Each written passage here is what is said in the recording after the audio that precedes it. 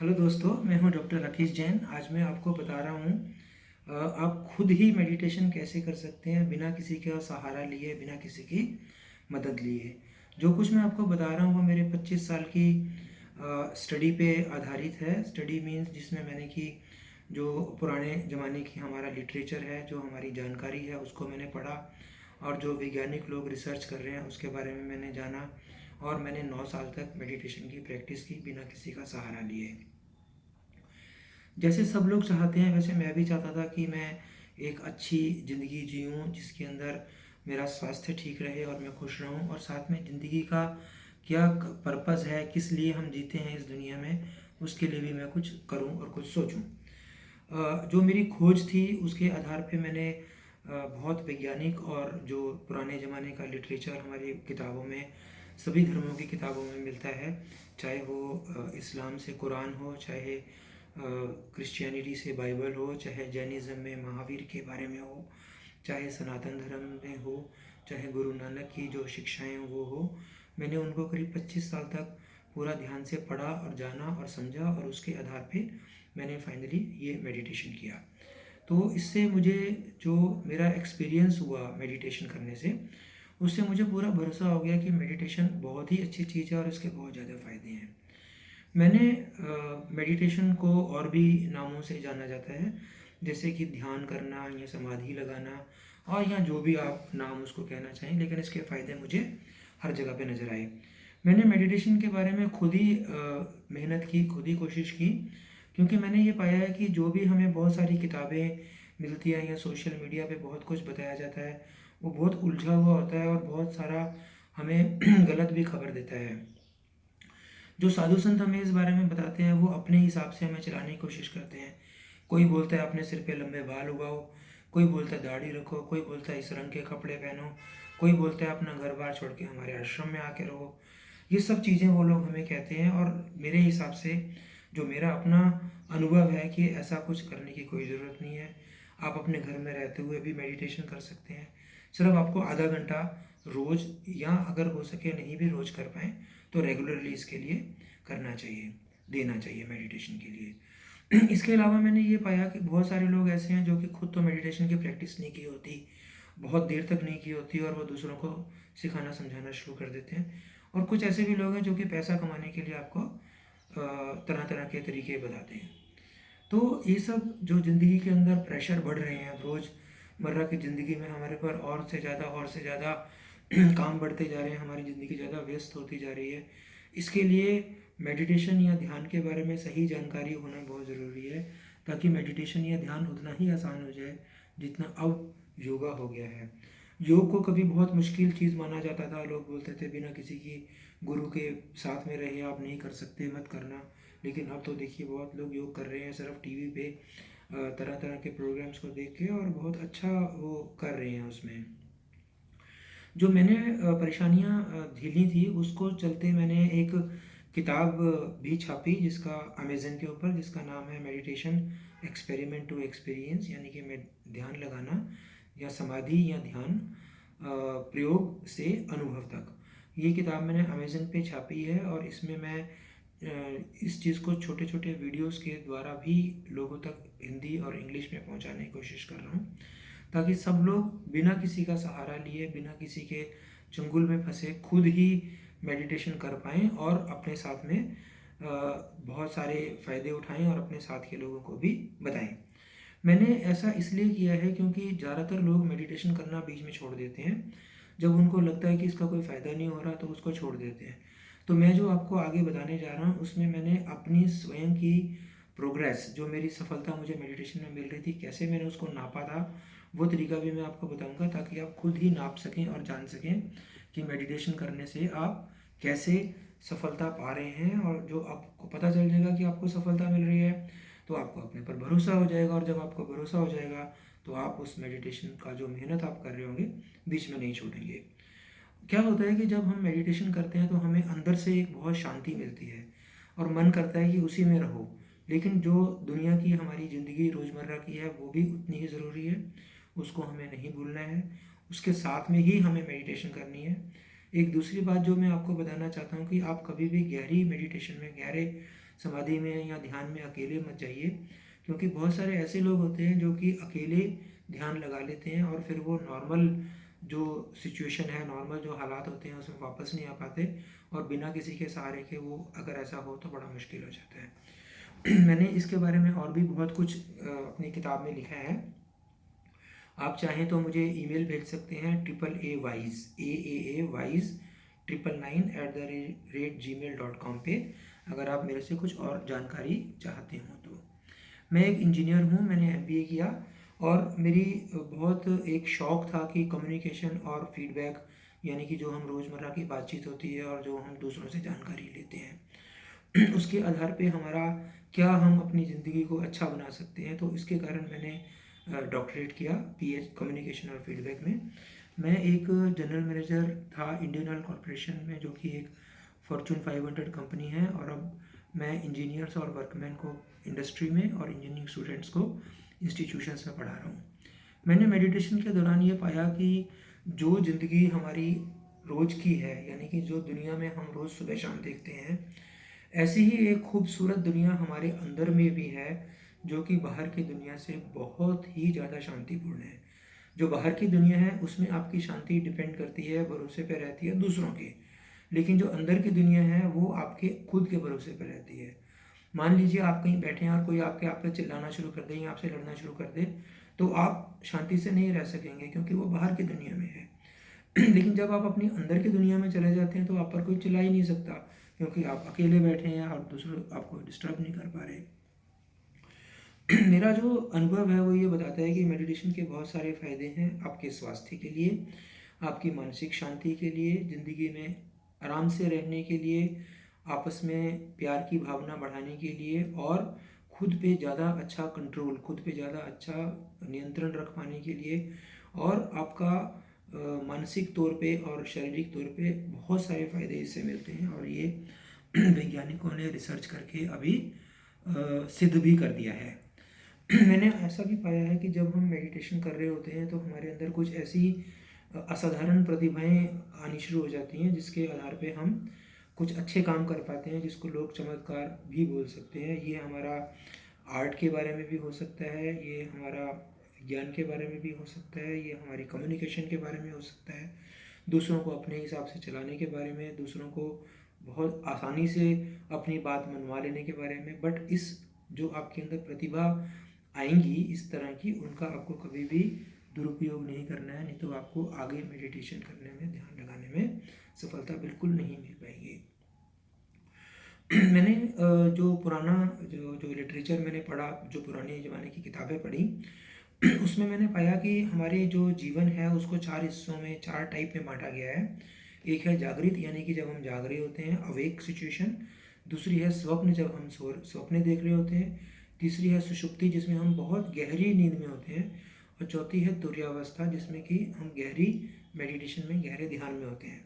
जो वैज्ञानिकों ने रिसर्च की है उन्होंने ये पाया है कि इन सभी चारों जो हमारी स्थितियां हैं उनका एक बहुत ज़्यादा आपस में क्लोज रिलेशन पाया गया है, संबंध पाया गया है, बीटा, अल्फा, थीटा और डेल्टा वेव्स में, जो कि हमारा दिमाग क्रिएट करता है, जो कि हमारा दिमाग बनाता है।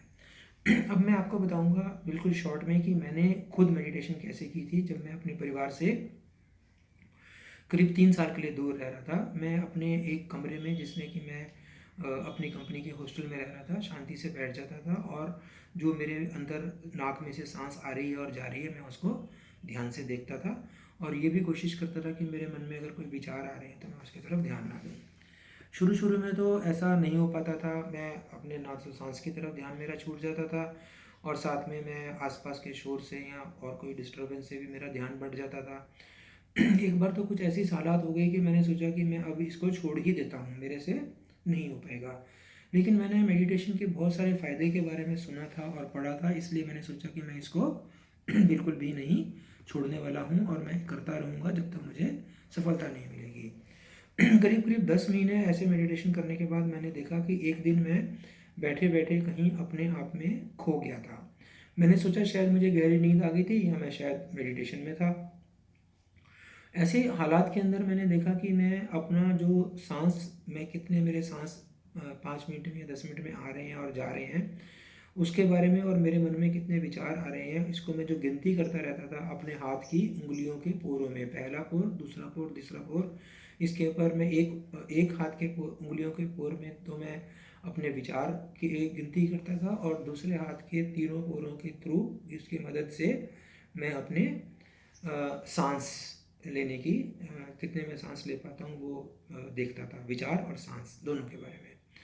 तो ऐसा करते करते धीरे धीरे मैं और ज़्यादा मेडिटेशन में आगे बढ़ता जा रहा था। तो एक दिन क्या हुआ कि मेरी जो कंपनी का मेस था जिसमें हम लोग खाना खाते थे, उसका एक लड़का जो था उसने आके मुझे बोला कि आप को मैंने कल फ़ोन करके बहुत बुलाया, आप खाना खाने आ जाइए, लेकिन आप आए नहीं और इस वजह से खाना भी आपका वेस्ट हो गया। मैंने उसको सॉरी बोला, लेकिन मैं इंतज़ार करता रहा।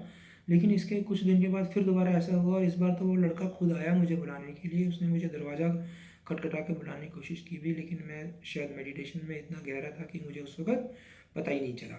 तो इसके बाद फिर मैंने क्या किया कि 9 महीने के लिए लगभग अपना खाना खाना बंद कर दिया, ताकि मैं अपने समाधि लगाने के ऊपर, ध्यान लगाने पर पूरा टाइम दे पाऊँ। एक शाम को जब भी कि मैं बहुत ऑफिस के काम से थका हुआ घर आया था, तो मैं लेट गया और लेट के मैंने यही मेडिटेशन का जो मैं कर रहा था वो शुरू कर दिया। यानी कि मैं जो सांस मेरे अंदर आ रहा है और मेरे बाहर जा रहा है उसको मैं गिन रहा था, और विचार जो आ रहे हैं उनको गिन रहा था। ऐसा करते करते मुझे लगा कि मैं कहीं खो गया हूँ, और थोड़ी देर के बाद एकदम से मैं घबरा के उठा, क्योंकि मुझे ऐसा लग रहा था कि मेरे अंदर, शरीर के अंदर नीचे से लेके ऊपर तक कुछ चीज़ नीचे से ऊपर की तरफ जा रही है, और मुझे ऐसा लगा जैसे कि मेरा गला घुट रहा है, जैसे कि मेरा दम घुट जाएगा। तो उसके बाद फिर मैंने उस मेडिटेशन को थोड़ी देर के लिए रोक दिया, और मैंने एक संत महाराज थे उनसे मैंने बात की कि मुझे ऐसे में क्या करना चाहिए।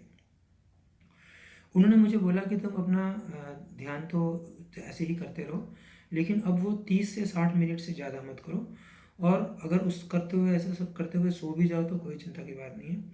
उन्होंने मुझे ये भी कहा कि अब आप अपना ये रिएक्शन देखो कि अगर कोई आपको कुछ कहता है, आपके घर वाले, आप समाधि लगा के बैठे हैं, आपको बीच में से उठा देते हैं या बोलते हैं आज मत करो, आज हमें कुछ काम है, तो ऐसी हालात में आपके ऊपर उस चीज़ का कोई भी असर नहीं होना चाहिए। अब मैं वही कर रहा हूँ, लेकिन उसमें थोड़ा टाइम लगता है, लेकिन ये मुझे सही लगा, क्योंकि उसमें हम आपको उसमें हमको पूरी शांति मिलती है, अंदर से भी और बाहर से भी। जो मुझे सफलता इसमें मिल रही है, मैं इससे अभी खुश हूँ, क्योंकि खुद से जुड़ जाना, अपनी आत्मा से जुड़ जाना और फिर फाइनली परमात्मा से जुड़ जाना एक टाइम लेने वाली चीज़ है, जिसमें कि टाइम लगता है। जो मेरा दूसरा वीडियो होगा मैं उसके आगे की स्थिति के बारे में आपको बताऊंगा। अब मैं आपको कुछ प्रयोग बता रहा हूँ जो कि मैंने खुद किए थे मेडिटेशन के लिए।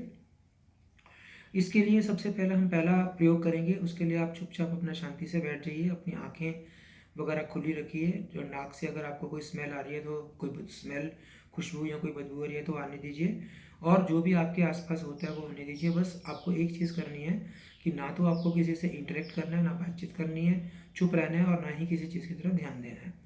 उसके बाद आप दूसरा प्रयोग शुरू कीजिए। उसके अंदर आप क्या करेंगे, आप अपनी आंखें बंद कर लेंगे। अब आपको और ज़्यादा आराम महसूस होगा। उसका कारण ये है कि जब आप किसी चीज़ को देखते हैं तो आपकी आंखें जो हैं वो जुड़ जाती हैं उस आइटम से जिसको आप देख रहे हैं, उस चीज़ को जिसको आप देख रहे हैं, और आपकी आंखें एक सिग्नल बनाती हैं जो कि आपके दिमाग को देती हैं, और वो जो सिग्नल है वो आपका दिमाग उसको ध्यान से देख के और पता चलाता है और आपको बताता है कि हाँ ये चीज़ है। जैसे मान लीजिए आपके सामने कोई गाय खड़ी है, तो आपकी आंखें गाय को देखेंगी, और वो जो सिग्नल है वो आपके ब्रेन में जाएगा। ब्रेन को ऑलरेडी मालूम है कि अगर ऐसी इस तरह की कोई चीज़ है तो वो गाय होती है, तो वो आपको बता देगा कि गाय होती है। और ये सेकंड्स के अंदर भी बहुत कम टाइम में होता जाता है, जिसका हमें पता नहीं चलता, और हम इमीडिएटली मान लेते हैं कि हम गाय को देख रहे हैं। अभी आप तीसरा एक्सपेरिमेंट कीजिए। उसके लिए आप दूसरे एक्सपेरिमेंट की तरह से बैठिए, लेकिन आप अपने विचारों को थोड़ा और कम करने के लिए मानसिक तौर पे शुरू शुरू में कुछ शब्द जैसे ओम कुछ लोग बोलते हैं, कुछ लोग सोहम बोलते हैं, या फिर आप अपने नज़रों के सामने मन ही मन कोई ऐसी सीनरी ला सकते हैं जैसे कि सूर्योदय हो रहा है। ये सब चीज़ें जो होती हैं ये सहारा लेने के लिए शुरू शुरू में मेडिटेशन में, और जैसे जैसे आप धीरे धीरे ध्यान में आगे बढ़ते जाएंगे वैसे वैसे आपको इन चीज़ों को छोड़ना पड़ता है, नहीं तो ये रुकावट बन जाएंगी आपके लिए। जो पहला प्रयोग था उससे आपको ये भरोसा हो गया होगा कि जब आप शांति से बैठ जाते हैं तो आपको बहुत आराम मिलता है।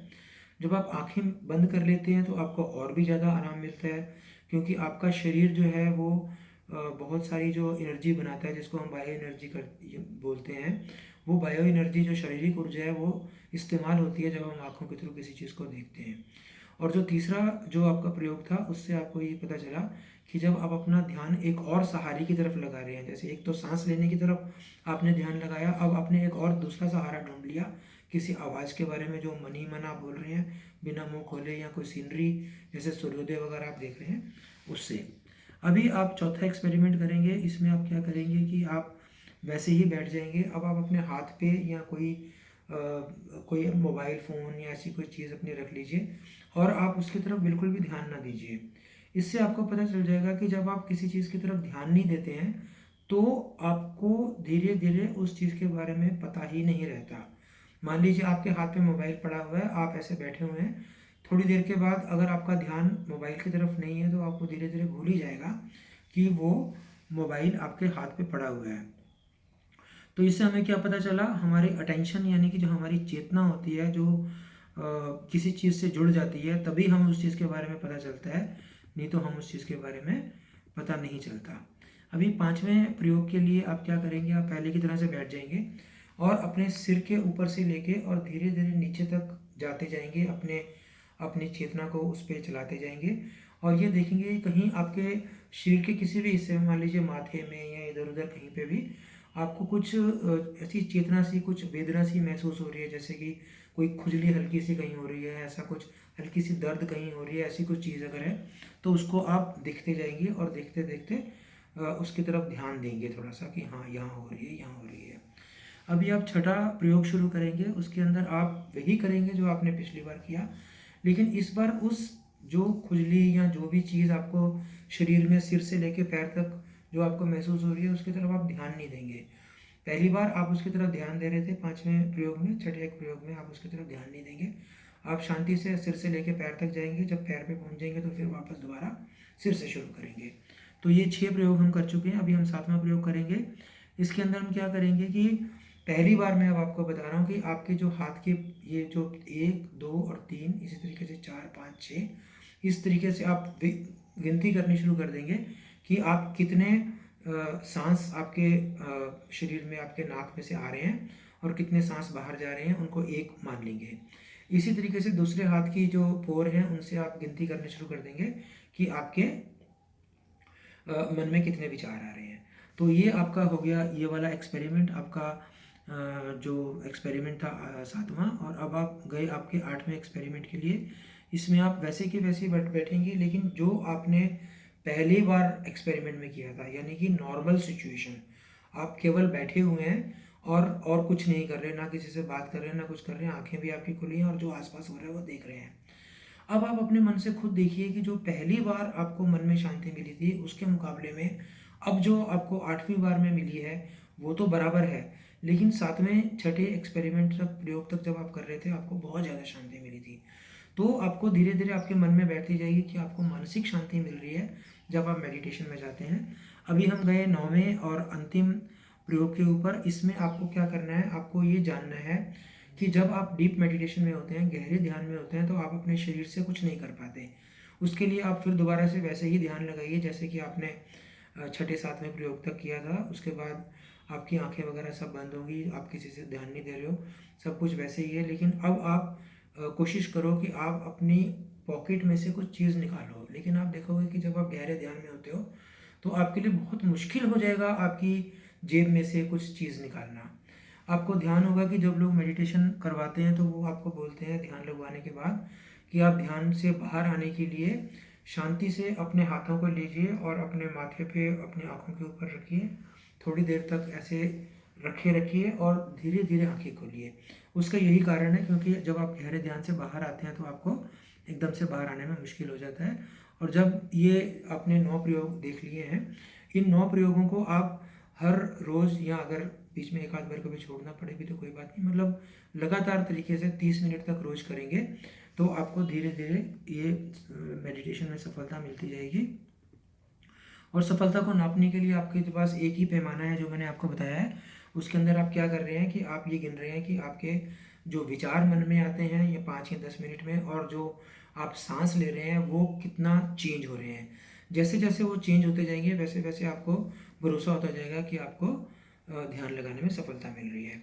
जब आप कुछ बार, कई बार, ये 8-9 बार, 10 बार ये सब 9 के 9 एक्सपेरिमेंट करते जाएंगे, तो उसके बाद फिर आप धीरे धीरे असली मेडिटेशन शुरू कीजिए। उसके लिए आप अपनी आंखें बंद कर लीजिए, शांति से बैठ जाइए, किसी से बात मत कीजिए, किसी चीज़ की तरफ ध्यान मत दीजिए। चाहे आपके शरीर पे कोई वेदना हो रही हो, कोई आपको आवाज़ कहीं से आ रही हो, कोई स्मेल आ रही है, खुशबू या बदबू, या कोई चीज़ आपके शरीर को कहीं छू रही है, मान लीजिए मच्छर आया, उसने आपके हाथ पे टच करके भाग गया, ऐसी कुछ भी चीज़ हो रही है जो कि आपके ध्यान को हटाती है, उसकी तरफ बिल्कुल ध्यान मत दीजिए। आप अपने तीनों जो उंगली की पोर, जैसे मैंने आपको बताया था, उससे अपने विचारों और सांसों को काउंट करते जाइए। और इसके आगे की क्या आपको करना है इसके बाद, ये करने के लिए आपको करीब करीब 6 महीने से 1 साल का समय लगेगा। और जब आपको काफ़ी सफलता मिल जाएगी तो उसके बाद मैं आपको बताऊंगा कि आपको आगे क्या करना चाहिए। उसके लिए आप चाहें तो मुझे ईमेल भी भेज सकते हैं, जिसकी डिटेल मैं पहले आपको बता भी चुका हूँ और वो इस वीडियो की डिटेल में भी दिया गया है। मैं आपको एक बात और बता दूं कि जब आप इतनी गहरी मेडिटेशन में चले जाएंगे तो आगे बढ़ने के लिए आपको किसी से मार्गदर्शन की ज़रूरत पड़ेगी। जब वो स्थिति आएगी तो आप चाहें तो मेरे से भी बात कर सकते हैं, लेकिन आपको किसी को भी कुछ भी पैसा देना, या किसी के आश्रम में जाके रहना, या सिर पे लंबे लंबे बाल रखना, या लंबी लंबी दाढ़ी रख लेना, या कुछ तरह के कपड़े पहनना, ये सब करने की कोई ज़रूरत नहीं है। आप अपनी रोज़मर्रा की ज़िंदगी जीते रहिए, अपने लाइफ का काम करते रहिए, सब कुछ करते करते और मेडिटेशन में आगे बढ़ते रहिए। और मेरा जो दूसरा वीडियो होगा उसके अंदर इस बारे में और डिटेल मिलेगी। तब तक के लिए थैंक्स, बहुत बहुत धन्यवाद इस वीडियो को देखने के लिए। आप प्लीज़ मेरी चैनल को सब्सक्राइब भी कीजिए और इसके बारे में और जानकारी के लिए मेरे से संपर्क कर सकते हैं। धन्यवाद। This is doctor Rakesh Jain. मैं हूँ डॉक्टर राकेश जैन।